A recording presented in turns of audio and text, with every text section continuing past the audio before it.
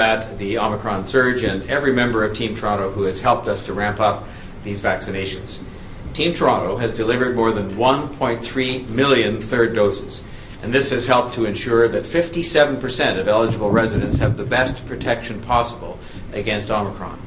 Work to vaccinate residents in all corners of the city continues because, of course, 57% is not as high as we want to get this. We want to keep pushing it up, and we're going to continue to work at this. I want to give a special shout out to a vaccination initiative being undertaken by a great Team Toronto member in Scarborough this weekend. This Saturday and Sunday, the Scarborough Health Network will be hosting their Family Roll Call Vax Weekend. And this is in order to boost vaccination numbers in Scarborough and to continue the work to make in-class learning as safe as possible. The details on that have 9 a.m. to 7 p.m. on Saturday and Sunday. Families can come to one of the 3 clinics that they've set up in Scarborough to get their first, second, or third dose. These clinics will be open to anyone and everyone and are located at the Centennial College Progress Campus Athletic Wellness Centre, the Centennial College Student Centre Ashton B Campus, and the University of Toronto Scarborough Campus Highland Hall. Residents can book their appointment at scarbvaccine.ca or walk in. Anyone that needs a ride, you can call Scarborough Ride at 416-736-9372 or visit scarbvaccine.ca for more information. They have a goal of vaccinating 5,000 residents, which is just fantastic, and so I hope we can help them to make sure that they achieve that goal, because that will help us to continue to push those numbers up. So if you need your first or your second or your third dose, please head to one of those clinics this weekend.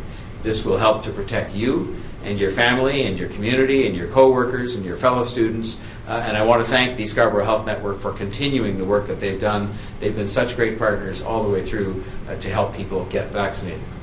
Our city's VaxTO team is sending out 8,770 broadcast voice messages this morning to help build awareness of the Scarborough Health Network initiative for this weekend. And it's another great example of teamwork where we can all work together to push those numbers up and keep people safe and healthy. I'm very pleased, as part of the progress we've made, in part because we've been getting vaccinated, to announce that this coming Monday, as part of the province-wide reopening, the city will be resuming a number of services and reopening many of our own facilities, since the provincial regulations will now allow us to do so. Although the city has worked very hard to provide options like skating and skiing and snow loops for residents to get outside for exercise and for their mental health, it is great to know that we will soon have more options for people to stay active. The city will be reopening community recreation facilities for drop-in programs and rentals starting on Monday. Residents across the city will be able to reconnect to their communities through safe exercise and social activities. This is especially important, as we know, for young people and for seniors who often have fewer options available to them and who look to the city to provide them with those safe spaces where they can be active and engaged. It should be noted that starting Monday, we will still be subject to provincial capacity restrictions, with some programs and facilities limited to 50% capacity. The facilities reopening on Monday include community recreation centres, fitness centres, weight rooms and walking tracks, arenas, indoor pools, enhanced youth spaces and lounges, and older adult centres. And within these important community spaces, the city will be resuming the following programs, subject to some restrictions: fitness classes, lane and leisure swims, aquafit, indoor leisure skate, arts, general interest and sports drop-in programs, and bookings for arenas and gyms and meeting and event spaces. Proof of vaccination will continue to be required for those aged 12 and older entering indoor sports and recreational facilities. Enhanced vaccine certificates, those with the QR code, are the only acceptable form of proof of vaccination for admission to those facilities. Required online reservations for lane, swim, and aquafit are available today. Those online opportunities are open right now. Allen Gardens Park and Centennial Park Conservatories will be opening to the public, also effective on Monday. Animal attractions at Riverdale Farm and High Park Zoo continue to be accessible to the public with capacity limits in place. We're all very excited to getting back to using our community spaces. This is a good step forward and part of the cautious optimism Dr. Davila has spoken about, which I share. And it's part of why we continue to have our determination and resolve to keep getting people vaccinated so that we can keep moving forward in this manner. it does remain important to keep safe and continue to follow public health advice as we continue to move forward, because if we work together on this, we can continue to reopen and increase capacity on more and more city facilities and community spaces and programs. And so that makes it continue to be the case that it is of the utmost importance for people to get vaccinated and to make sure that those around them, loved ones, neighbors, co-workers, and friends can be comforted and reassured such that they too can get vaccinated. There are appointments available today for first, second, or third doses. The city-run clinics continue to have appointments for residents, but starting this Sunday, they will also be available for walk-in administration of vaccinations. These walk-in appointments are open to both adults and to kids. As we move ahead with reopening, we are also working to make sure that Toronto comes back stronger as we put the pandemic behind us. I am determined to make sure that the city and its economy come back stronger than ever. It will be an increasing focus of mine as we make progress on the health side, and I will be engaging other governments, business, labor, and nonprofits in a major effort to get our city back on a strong economic footing, which is exactly where we were before the pandemic started. That strong comeback will rely on Toronto having the continued COVID-19 support the city needs from the federal and provincial governments. We have worked with the provincial and federal governments throughout the pandemic to make sure that Toronto and all municipalities have financial support to protect frontline services, many which were ramped up to respond to COVID-19, and at the same time to make sure that things like transit systems and other areas hit hard by the pandemic could keep running despite dramatically reduced ridership. The federal and provincial governments provided more than $2.8 billion to Toronto in 2020 and 2021 to help protect services, to allow us to move forward with crucial capital projects and all the jobs that they support, and to help preserve things like TTC service. I have on many occasions expressed my gratitude to Prime Minister Trudeau and Premier Ford for their understanding of the limits on municipal finances and on the need for strong, healthy cities, and I reiterate that gratitude again today. The city did its part at the same time over that 2-year period by finding more than $1.1 billion in savings, efficiencies, and offsets over 2 years, almost $500 million more dollars again this year. But the pandemic has continued longer than any of us might have expected, and this year our 2022 budget includes a $1.4 billion COVID impact, meaning money that we are short of, most of it, a good deal of it, coming from revenue losses at the TTC due to continued lower ridership. I have talked to both governments about this issue over the past few months. I know they are committed to working with the City of Toronto. The federal government, for example, renewed their commitment to continued support for municipalities during the last election. The provincial government spoke to this commitment most recently in their fall economic statement. Earlier this week, I thanked Ontario Finance Minister Peter Bethlenfalvy and Deputy Prime Minister Freeland for continuing discussions on municipal operating budget shortfalls, which I know they were doing as recently as last week.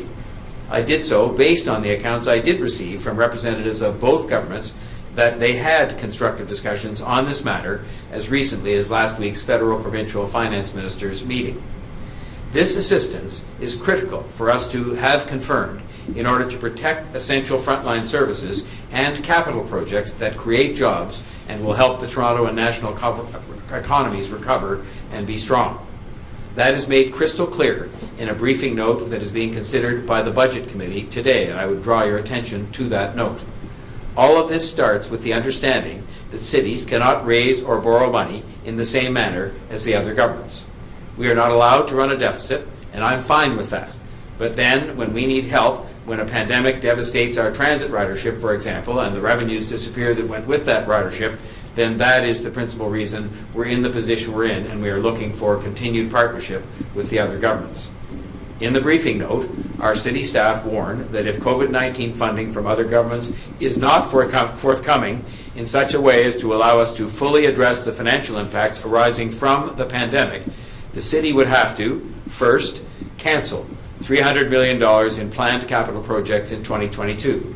This would be spread across a variety of capital budgets, but would have an impact on TTC work, transportation services, parks, forestry, and recreation state of good repair projects. Second, the city would have to pause more than $1 billion in capital funding that would go to state of good repair projects. This would have a devastating impact on the work that we are doing to invest in infrastructure, to invest in a state of good repair. Many of these things that have been postponed for years and that are much needed to have a healthy and growing city. And it would also have a very definite impact on jobs. Thousands of jobs which would be impacted by any decision to cancel or postpone these projects. As the budget briefing note outlines, an increase in public infrastructure spending on things like non-residential building construction, engineering construction, capital outlays on machinery and equipment, these investments generate a mid-range estimate of roughly 9 jobs for every $1 million of expenditure. So the 2022 one-time reduction in capital expenditures and funding intended for capital infrastructure, if we had to impose that kind of reduction, would therefore have a serious impact on job growth, with $1.4 billion in reduced capital impacting potentially 12,600 jobs, negatively impacting the Toronto, Ontario, and Canada economies. All 3 of those economies, they're all, of course, interlinked. That is why support delivered in a timely manner is so important to our city and to its economic future and to its ability to move forward and lead the way when it comes to a strong recovery for Toronto, but also for all of Canada. These are consequences I have shared with the other governments in a series of discussions on this matter over some period of time. I wanted to highlight this report today so it is clear to everyone why this discussion is important and why we need to come to a resolution together as soon as possible. I remain absolutely committed, as I have been throughout this pandemic, to working with Prime Minister Trudeau and with Premier Ford to move our city, our province, and our country forward, because Toronto has the capacity, as the country's economic engine, to move all 3 forward, the city itself, the province, and the country, and to ensure that our economy, our residents, and our businesses all do in fact come back stronger than ever. We have proven that we can work together, and we will prove it again. We all know that investment in strong, healthy cities, and that's cities right across the province and the country, but my responsibility is to the people of the City of Toronto. Investment in strong, healthy cities, including the country's biggest city and its economic engine, will pay those investments back many times over, and quickly at that. And that is why this is such an important matter for us to get addressed and concluded as soon as we can. I would now ask Dr. Davila to offer her report for today. Thank you, Mayor Tory, and good morning. While Omicron continues to spread in the community, we are seeing signs that cases may have peaked and have started to decline, and that the individual and collective efforts Toronto residents have made to lessen the impact of COVID-19 are paying off. Although provincial testing capacity remains limited, and the true number of COVID-19 cases is higher than what is reflected in reports, we have seen a decrease in the 7-day moving average of COVID-19 cases in Toronto from 1,414 cases on January the 19th to 871 cases on January 25th. The percent positivity of COVID-19 tests has also decreased week over week, from 20.3% to 16.6% as of the end of last week. In the absence of widespread COVID-19 testing, Toronto Public Health continues to monitor COVID-19 activity in the community using a number of different data sources. For example, the number of active outbreaks in institutions and in congregate settings has declined overall, which is a positive indication of a decline of COVID-19 in the community.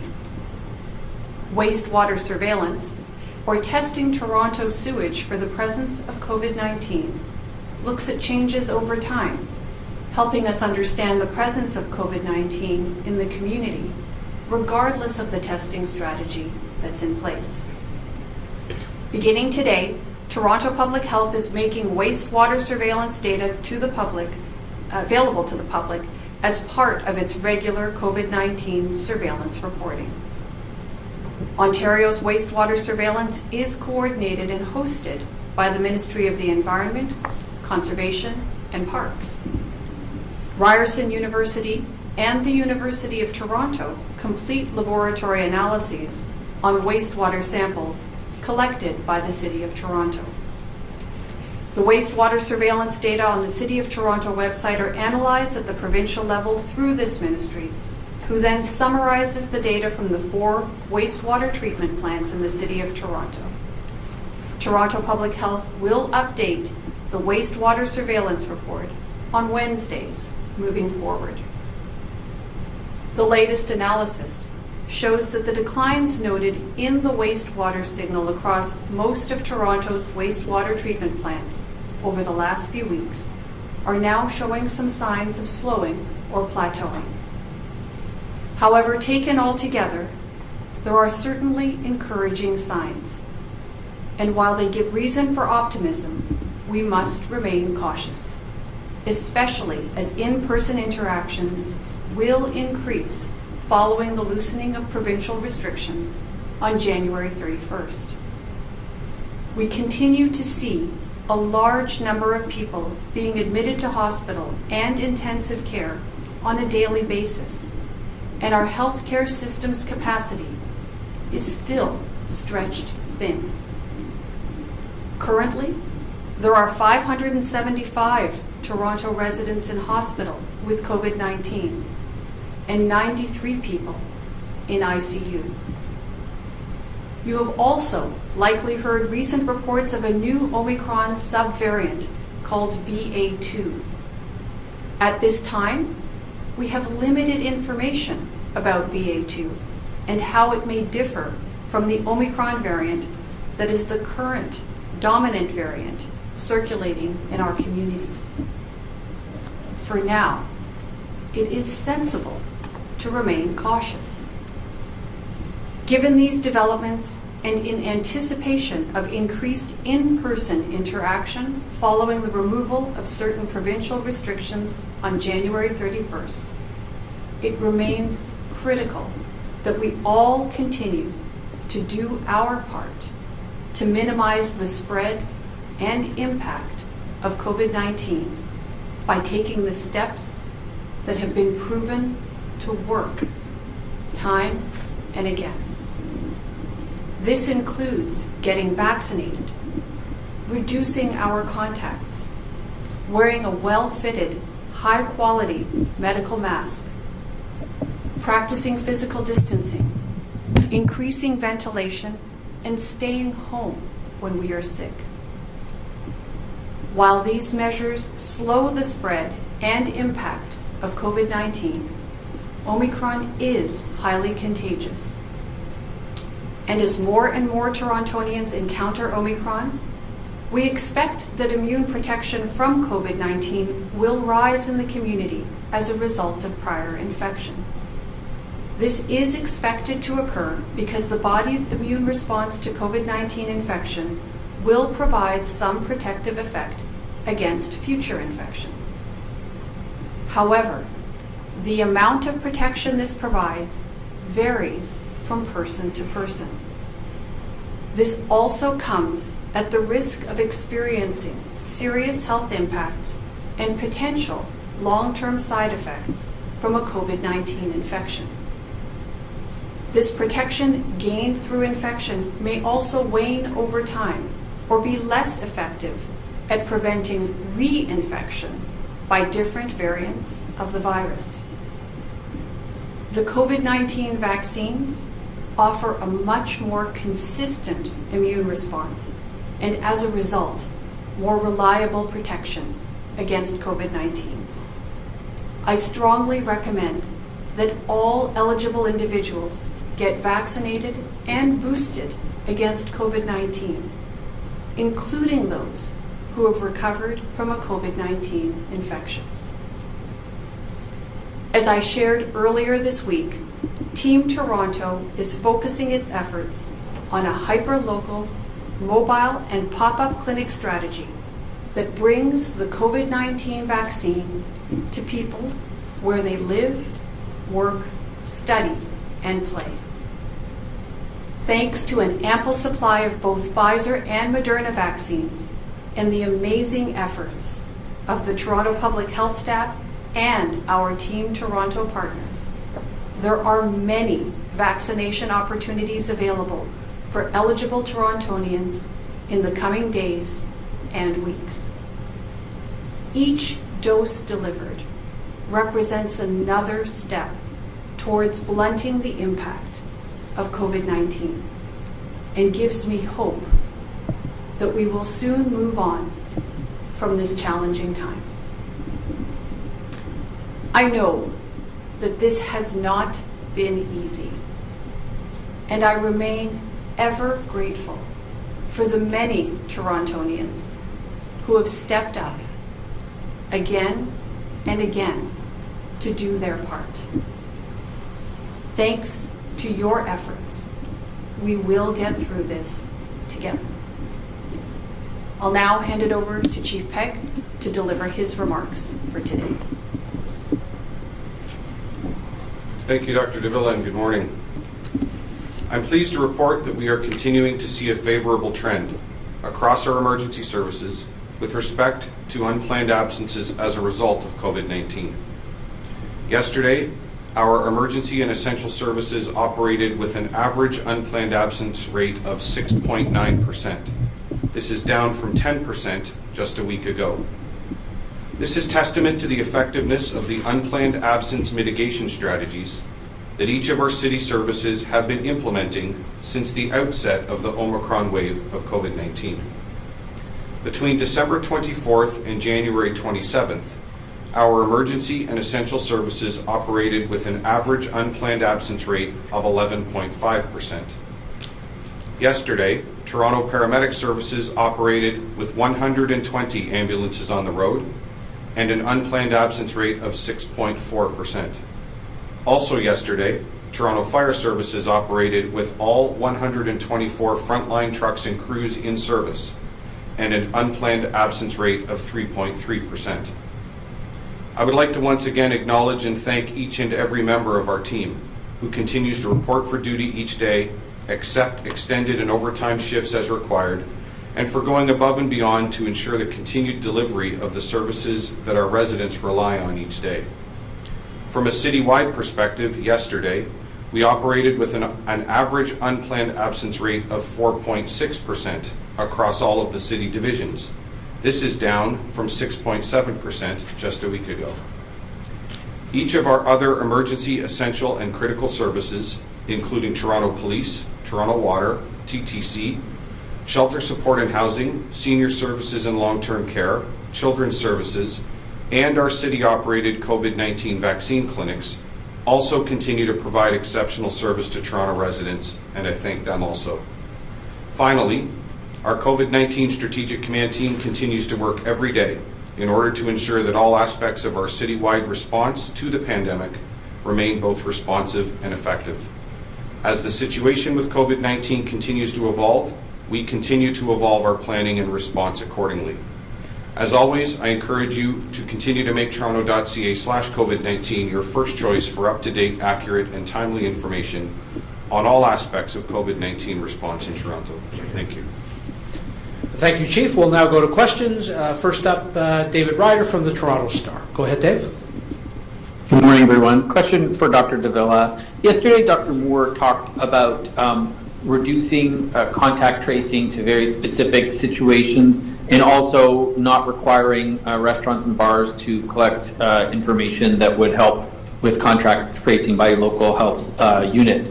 Can you tell me sort of your reaction to that, and what is the situation right now with contact tracing in Toronto? What do we do, and is that going to change?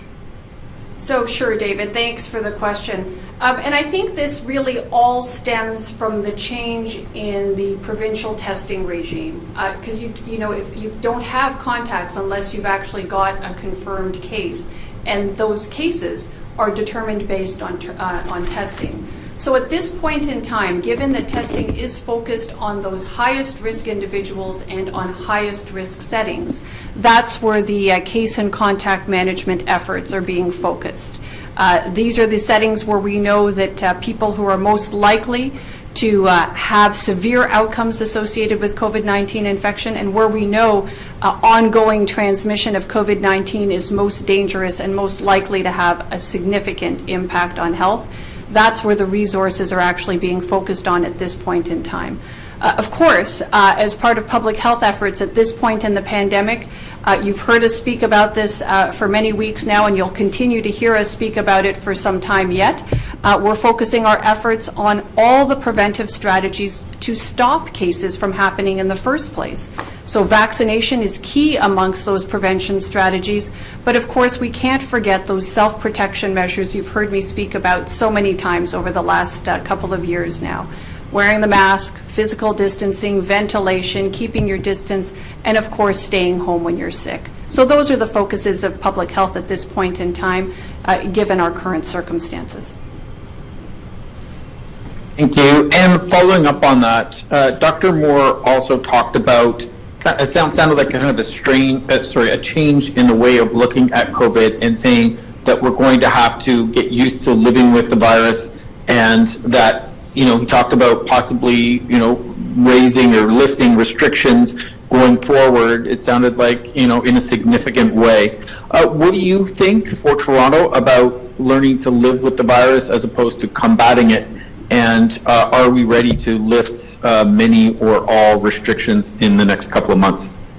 So I think that, the rate at which we lift restrictions, and of course these are under provincial jurisdiction, will rest, one, with the province as it's their area, and second, will depend on what we're actually seeing on the ground. So certainly the monitoring that happens is going to be crucial and an important part of that.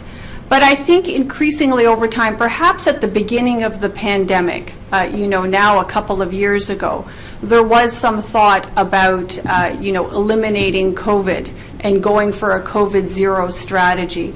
And I think the reality is now that increasingly public health officials the world over are recognizing that given the current circumstances and given the presence of variants like Omicron and the significant transmissibility that they bring with them, that really we are likely to have to find ourselves in a situation where we are learning how to live with COVID.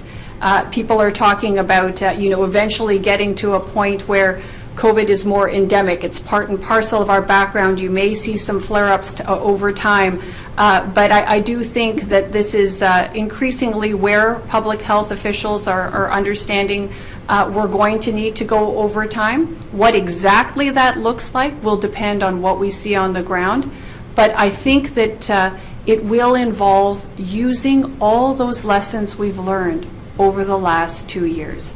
We know about the benefits of vaccine, and we're incredibly lucky to have these safe and effective vaccines in our toolbox. But we also have a number of other public health protective measures that we can use to good effect. So at this point in time, it is absolutely thinking about how we learn to live with this virus and how we continue to use the tools we have at our disposal in order for us to protect ourselves appropriately from COVID-19 and its negative impacts, but as well to restore much of what we have missed by way of activity and services and all those other aspects of life that have frankly been more challenging over the last couple of years. All right, thank you. We'll go next to Mark McAllister from City News. Mark, go ahead. Good morning. A message for Mayor Tory to start, and getting back to snow removal issues in the city. At this point, obviously, we've been told of the effort and the progress that's been made over the last 11 days since that snowstorm took place, and you've been very supportive. But I'm curious, how concerned are you about city operations not being better prepared for something like this in advance, and what more can you do to make sure this doesn't happen again? Well, I've begun by asking for a report to be submitted in the next month or two by our operations people on exactly that question. How did we respond to one of the biggest, say, 5 storms in the history of the city ever? 55 centimeters of snow in a very short period of time. And I think that report will, reveal some things that might have been done better, as these reports always do.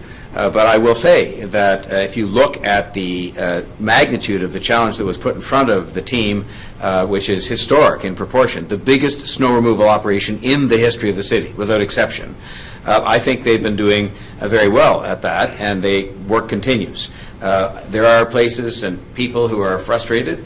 I understand that. They've done things in a priority order that I think was very important to do with a big focus on safety. But there's always lessons to be learned from these things.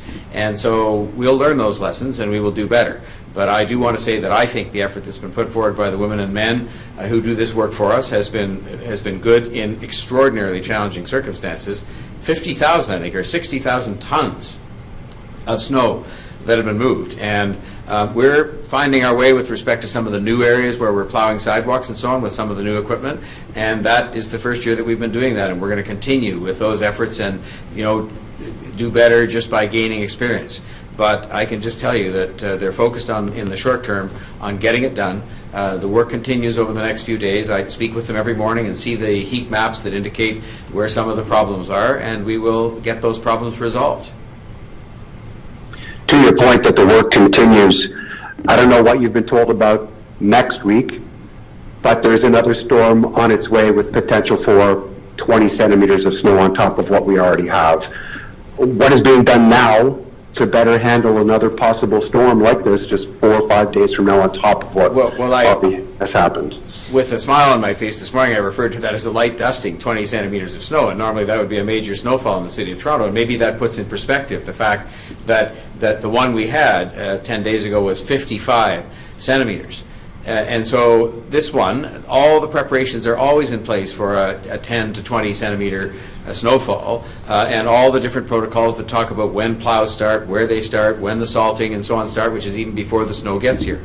And that will all be done, notwithstanding that the work will be continuing over the next few days to clear up from this historic snowfall, the largest snow removal operation in the city's history. But they assure me this morning they will be ready. This is more of a snowfall that would come in the ordinary course, even though it's large by comparison to what we get most days in the winter, and they'll be ready to deal with that. I'm just going to ask Barbara Gray, our GM of Transportation Services, to add to that. Barbara? Yeah, thank you very much. And I would just add that the importance of doing snow removal, as the mayor indicated, at the scale that we're doing it, is so critical for us to be able to respond to what we would consider to be a significant but normal amount of snowfall. So the work to do the removal continues. I think it is the most important thing, and we appreciate everybody's patience as we continue to work through that.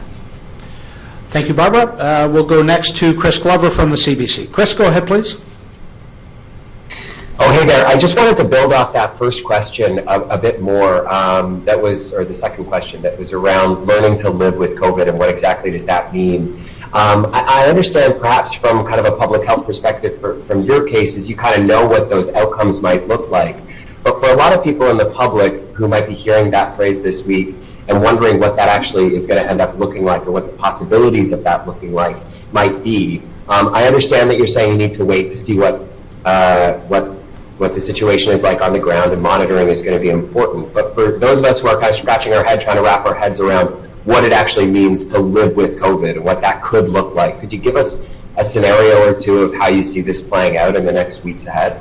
Sure, Chris. Let me see what I can and try to offer, recognizing that we are dealing with a novel coronavirus. Remember, that was what it was originally called when it first emerged on the scene.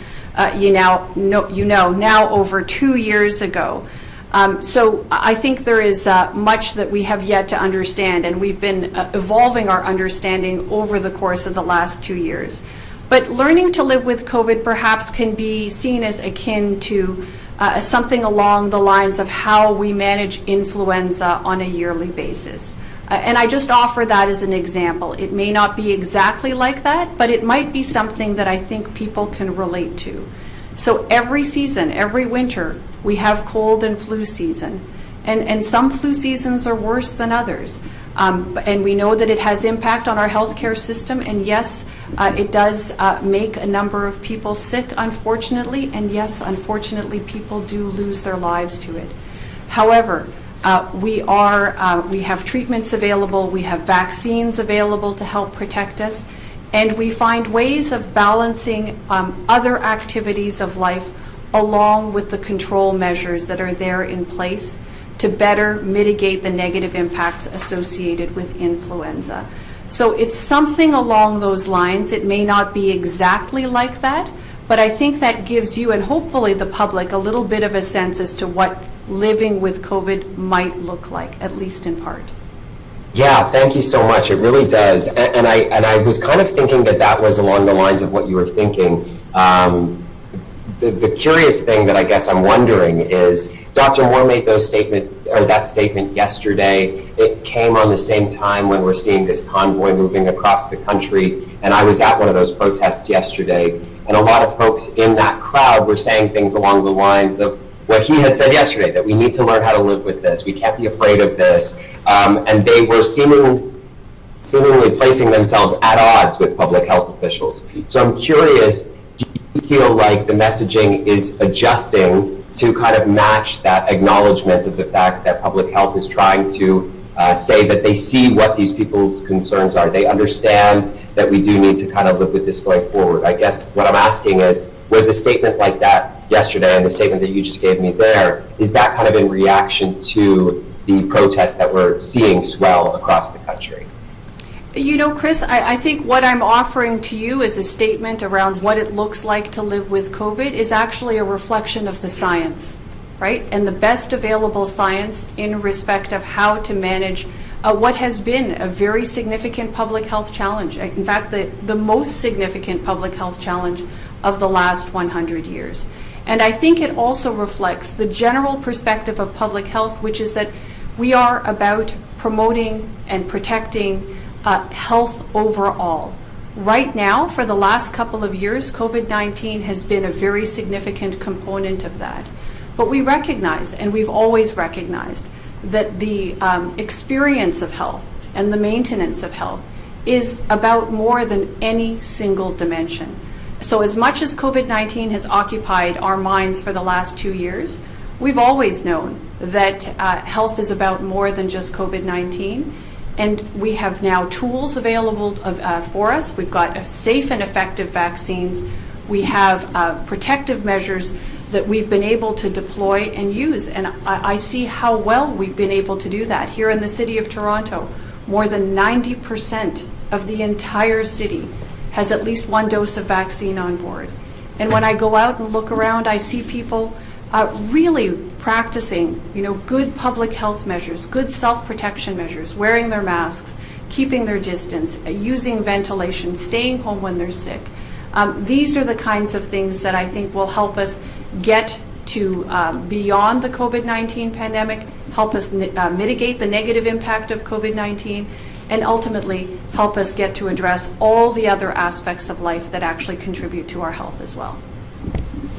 All right, thank you very much, Doctor, and thank you all for joining us. That concludes today's briefing. Please stay well and enjoy the weekend.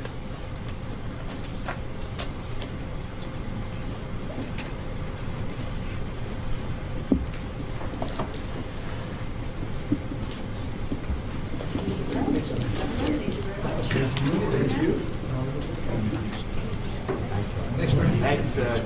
Thanks, man.